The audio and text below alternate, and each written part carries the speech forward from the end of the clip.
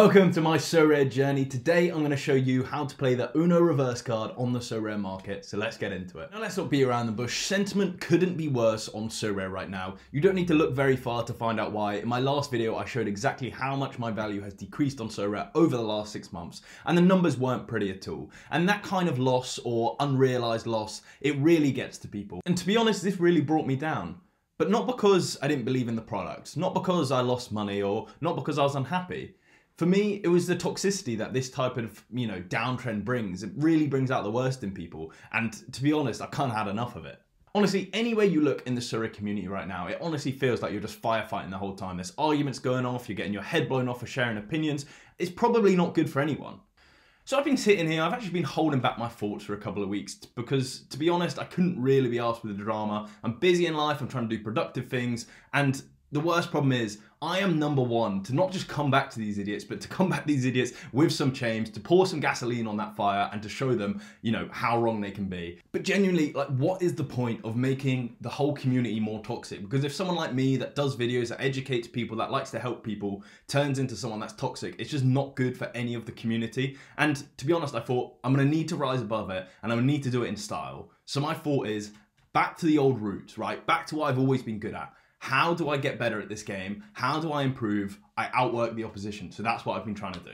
Now I have to preface this next part of the video and say, this obviously isn't financial advice. This is just my journey, my opinions. I have no idea of your financial position. Please don't just copy me for the sake of it. And yeah, you could know as much as me because no one knows the future here. When times get tough on Sorare, you have to try and play to your strengths and try and improve your weaknesses. At least for me, I think that's how you get better at the game. And I had to think, well, what are my strengths? Because I'm not a football guru like these other football content creators that know literally everything about football. I'm not watching under 21s football. I'm not watching South American football. My strength has always been in finance, in markets, being a numbers geek, crunching numbers. So yeah, I'm going to try and play to that. I'm going to try and deep dive into that and see if there's anything that, I can relate to. Although Sorare is unique, it's a brand new product. We've never had a market like this. I don't think that means, previous history of different financial markets don't relate into this. So I was looking up some studies, and I'm just going to read it on screen here, of the one I think correlates directly to the Sorare market right now. It's from Behavioral Finance and the Role of Psychology in Financial Markets. It says, behavioral finance argues that people tend to make decisions based on heuristics or mental shortcuts rather than rational analysis. This can lead to overreaction of market of news, and people rely too heavily on recent events rather than long-term trends.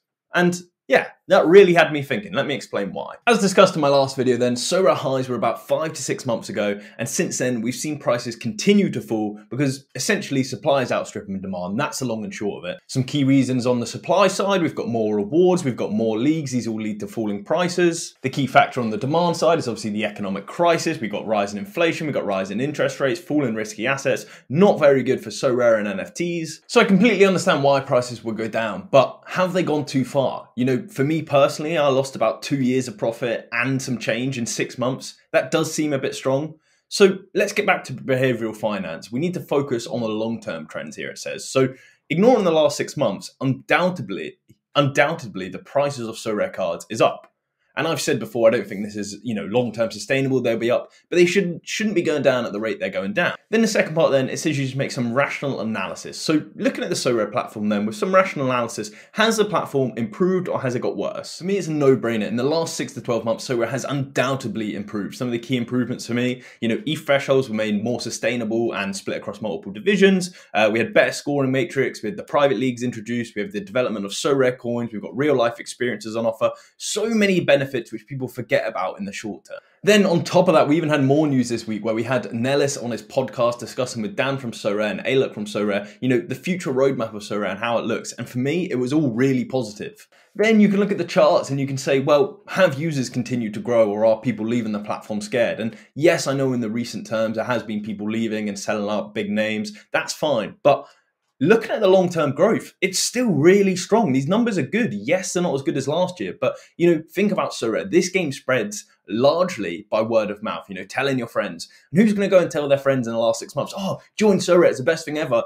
I've managed to lose £2,000 or £20,000. It's not the way it grows. The way it grows is word of mouth when things are going well. And of course, that doesn't mean things are going to go well instantly. It will take a time, it will take change. But yeah, I still see lots of good positives, and my rational analysis of the platform is that it's definitely improved. Therefore, then the only conclusion I can make that is the behavioral finances study is kind of relevant to the Sorare market today. And there is a lot of irrationality on the sell side. So what I'm trying to do then is turn that uncertainty into opportunity. Playing the Uno reverse card, I call it. First up then, I want to address how falling market prices obviously make the reward pools worse, because most of the reward pools are cards, so the cards are less valuable, the reward pool's worth less. But there are actually some static prices on Sorare, and well, we'll call them mainly statics, they've recently changed, but the ETH thresholds are always there to pick up, and the cheaper the cards get, the better that is for the thresholds. Now, I've previously not been wild about thresholds. I've generally thought, you know, if you just play for thresholds, you generally cap your upside, and that's completely true. But as prices fall, they become more attainable, and they become a great opportunity for some easy ETH. Just look at my rare Cap 220 team this week. It could be bought for $567,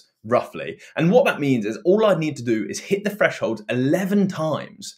11 times, and I should have these cards for at least 3 years. You know, on most of these cards, they're quite young players. Now, I'm not saying these are the perfect players. These are just some players I identified as value pickups, you know, I'm trying to put into my teams. So part one of the Uno reverse is to focus on thresholds for the short term, because the static prizes mixed with falling player prices makes them a lot easier to achieve. But part two is what I've discussed a lot already, and it is making moves you were never previously able to make. So for me, that's moving into super rares. And first up on the list of super rare pickups, we have Mohamed Simakan from RB Leipzig.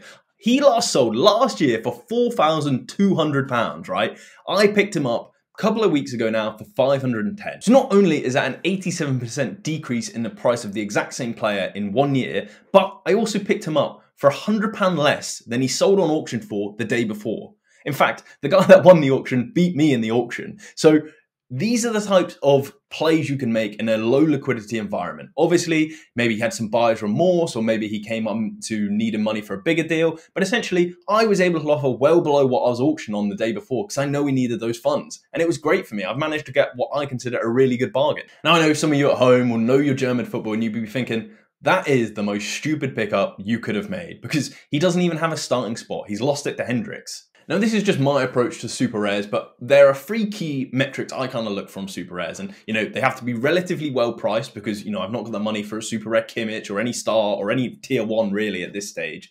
They need to have big upside, so when they play, they score really well. And they also need to be a good long-term hold, because although, yes, I need players that are going to score well now, because super rares are quite illiquid and hard to sell, you actually want to hold on to them for as long as possible, or you want the ability to hold on for them as long as possible. And that's just my opinion. That's how I'm playing them, but that's what I wanted. And Simakan ticks all of those boxes perfectly. He's in the French setup. You know, he puts up like averages of 62, 63 when he starts, and he's about 22 years old. So yeah, just fit everything for me. I think he's a great pickup, but just for my gallery. You know, not saying you should go out and get one. But of course, I did make another play as well. If you're looking for utility now, why not pick up Benjamin Hendricks, the first choice? You know, we don't really know who's the first choice. It's definitely close between them. I'm hoping it's Simakan, obviously, for, you know, the price financial upside. But I managed to pick him up for about £200 from Pavel Trader, helping me out yet again. Essentially what I'm doing here is playing both sides of the coin. Now the risk is greatly reduced. Actually, in the week I bought Simakan, he got injured in the French team, in the, you know, the French youth team, and I was like, oh, this is just a disaster. So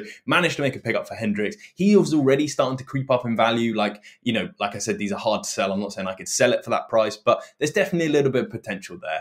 And with the change in super rare and unique thresholds improving, it opens my opportunities. The more super rares I have, I can play the kickoff, I can play, you know, super rare thresholds maybe if I put an extra couple £1,000 in, just leaves me a lot more options. And that is kind of the crux of how I'm trying to make my advance up into super rare, how I'm playing the thresholds. You know, these are the Uno reverse I'm thinking of. Yes, card prices are down, but that can be a great opportunity, because like I said in the last video, I know times where people are complaining prices are too high and all the rest of it. So I've seen different market cycles, and I think now is a great time to get involved with some cards. Now, I'm not saying this is the bottom or this is the perfect time to buy. I've always been discussing this idea of dollar cost averaging, where it's like you don't just go and put all of your money in at one time. You can just buy a new player every month, and then in those months, because they'll be at, you know, a price you're happy with, if they did increase in prices, or if you do see a yield from them by winning the divisions or winning cards, that is just great. So those are my 2 super rare plays that I've already made in the market recently. But like I said, this will be an ongoing trend for me, where I'll keep, you know, making little purchases,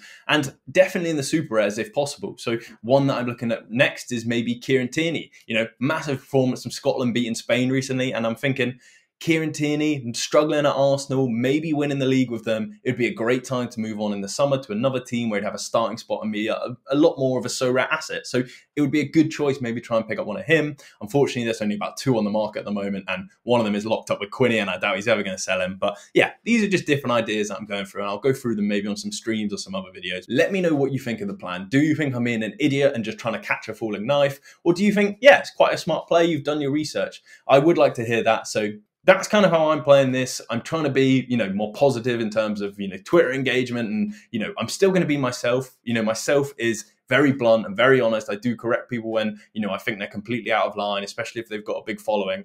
But do I need to be like that now when everyone's so negative? I'd rather be on the other side of that and be overly positive because everyone's negative to balance it out. I think the only thing left to say now is, yeah, leave a like, leave a comment, and yeah, all the best to you. Cheers.